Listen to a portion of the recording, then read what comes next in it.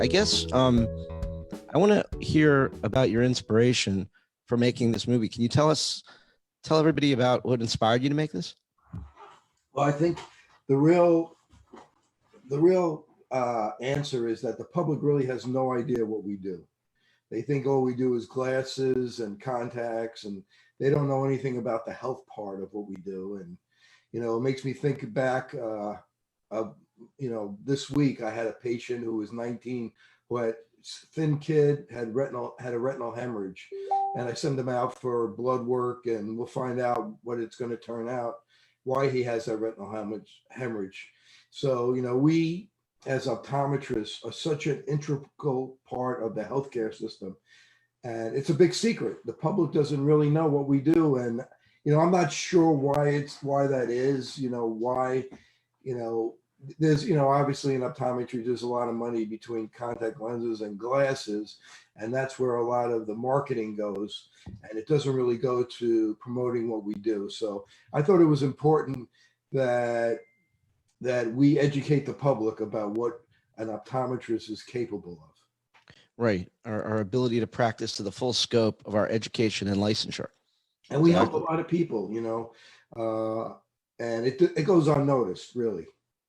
So I know you've shown this at least twice to the optometric community. Can you tell me what kind of a response you've gotten so far, and have you shown it to the general public yet?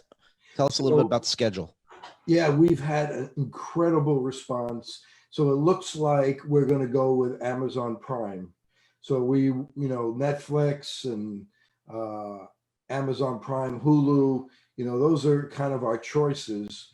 And I think we settled on Amazon Prime. But if anybody has a connection out there of the 1,100 people that are watching, or soon to be probably thousands that are going to watch it and has a connection with Netflix, before we decide on Amazon Prime, let us know. And so maybe we'll go that route. But because of COVID, Netflix has kind of been shut down, and it's been hard to get in front of them. But if we don't go with Netflix, it'll probably be Prime. That's interesting. The traveling was amazing to me. Just where you went, what you did, the people you saw. Talk a little bit about that. Yeah, I mean, it was great. I mean, I was in obviously Canada with Jason Fung.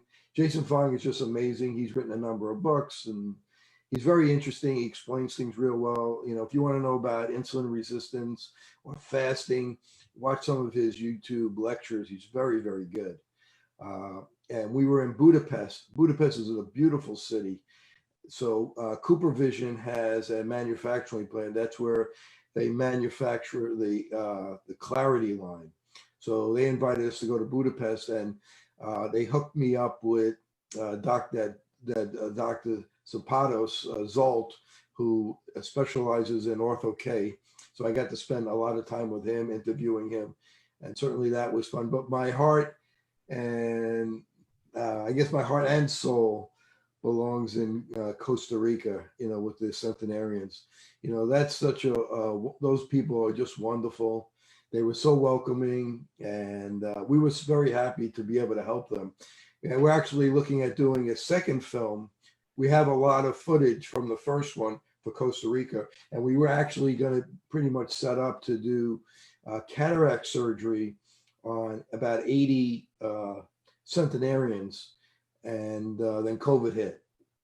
So it kind of derailed that. But I've been talking to this ophthalmologist, Dr. Chris Kenobi, who spoke at Old Docs this year, who has given up his practice to find the cause of macular degeneration. So we kind of do that and a combined study to see if it indeed is true that those patients, those people of Costa Rica, do not get macular degeneration like the ophthalmologist in the film said. I met Dr. Kenobi when I was out there in Utah with you. What an interesting guy. Wow. Just such a wealth of knowledge, and love people that think out of the box like that and are willing to take the risk and, go against the grain. And he really is, he's done that. Exactly. Now, not the only thing that came out of this was this wonderful movie for the public. Tell us about the study you designed. There's some kind of study came out of this, or some intellectual So property that? what kind of was the impetus for the film is that I have multispectral imaging, and I was asked to use it back in 2013 when it first came to the United States. It's not there anymore, unfortunately. Which is a long story in itself, but the bottom line with multispectral imaging, you could see at about 10 microns at the 580 nanometer wavelength, which is the yellow LED, and you could see the blood vessels very, very small. And when I first started taking these pictures, it gives you 10 layers and some other different shots of the retina. But I was able to see these little outpouching in the blood vessels and the capillaries in the eye, and I really didn't know what they were. And I would call at that time, it was Anitas, and I, does anybody know what this is? And spoke to some retinal specialists, and nobody really knew what it was. But because I have a real interest in functional medicine or integrative medicine, I've taken a number of courses, and I took a long course a number of years ago in Phoenix. I think it was 2011. And Mark Houston, who's a functional cardiologist, spent a lot of time lecturing on vascular biology and insulin resistance and elevated insulin, and putting two and two together. I thought it was probably from being elevated blood sugar, elevated insulin, and that would mean that somebody was probably pre-diabetic or somewhere on the diabetic spectrum. So we did, at one of our all docs meetings, we started imaging all our members, and then we sent them out for blood tests, and we found that these little microaneurysms were correlated with insulin resistance, especially elevated fasting insulin or a 2-hour insulin. So, and especially 2-hour insulin. There was a doctor, his name was Joseph Kraft, who was a pathologist a number of years ago, who did thousands of patients, and he found that the earliest changes for cardiovascular disease was actually elevated insulin, not elevated blood sugar. And then there were many studies that show that elevated insulin happens way before elevated blood sugar, and that's what we found in our study. And we were able to see it, picking it up in the eye. So at that point, there's obviously no medication. They're just pre-diabetic. So at that point, you can either refer them to a nutritionist or dietitian, or if you feel comfortable enough to go over a lifestyle treatment with them, which I do. And, it certainly made a big impact in a lot of my patients. That's early diabetic diagnosis. I bought that Anitas machine because I thought it was so fascinated with it. And it was a great tool in my armamentarium. So this takes it another level, earlier. So that's really fascinating. What have you, so you give everybody all this advice on what they should be doing for their health. Well, tell me what you've done for your health with this. Well, I eat chocolate and pie, and so now, I'm very, very good about my health. I typically eat a whole foods diet. So I don't eat anything that's not real food. So I won't eat something that has more than one ingredient, ingredients that I can't pronounce. So I want to eat real food. So, and I think and trying not to eat too late. So if I could not eat too late and do intermittent fasting and eat real food and stay away from, which I do, stay away from sugar and processed food, because 63% of the food that Americans eat is processed. It's polyunsaturated fatty acids. So that's those fake oils that are in processed food, sugar, trans fats, which is trying to be phased out of the diet, or processed flour. Yeah. I really don't want to comment on that because right there, I went out and got a Whopper today. But I generally, I've been doing intermittent fasting for a long time, and that's really helped to keep the weight off. COVID has put a little back on, but I also feel that my lifestyle and how I ate prior to COVID taught me a lot about how I can easily in a healthy way take off 10 pounds whenever I feel like it. But I think that my my vision has to be a little bit further out for my health, and that I have to get more serious about that. I'm a Fritos nut, just like anybody. I eat a lot of bad stuff, but not as much as everyone else. I also mix in a lot of the great stuff, so I could learn from you on that. Tell us about the information you have and what you learned about light and dark sensitivity. So I see there's a question. Steve Lutz, who's a good buddy of mine, said that Dr. Cruz mean when he said that most important thing for eye health is to never miss another sunrise. I think he meant for, any type of health, the eye is part of the body. And I think one of the things that I was most surprised about when I was in Costa Rica is these people are they're living to 100 and they eat real food. Nothing, that they're not exposed to chemicals.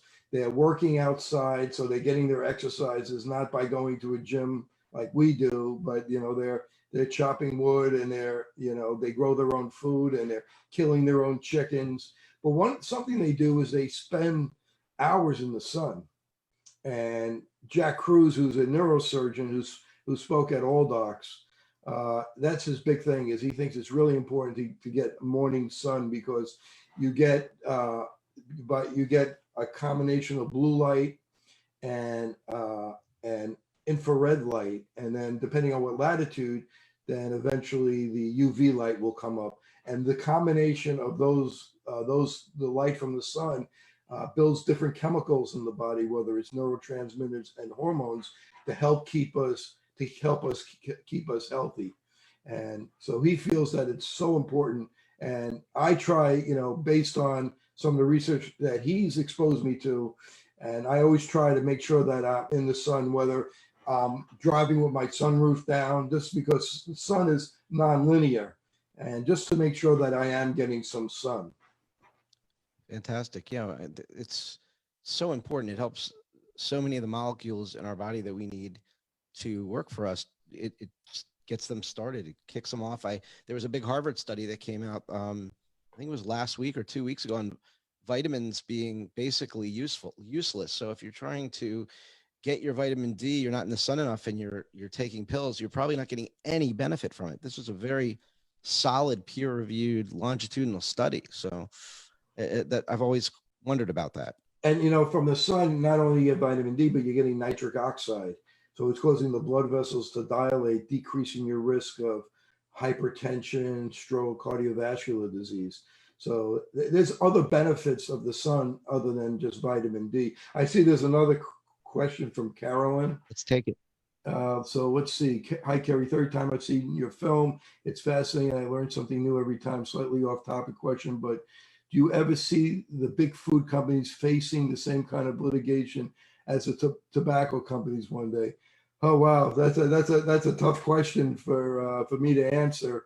But I think with I'm not sure the answer to that question, but I think with the internet, and there's so much information out there, great information, that people are starting to educate themselves. And I think the way for big food to change is really by voting with your pocketbook.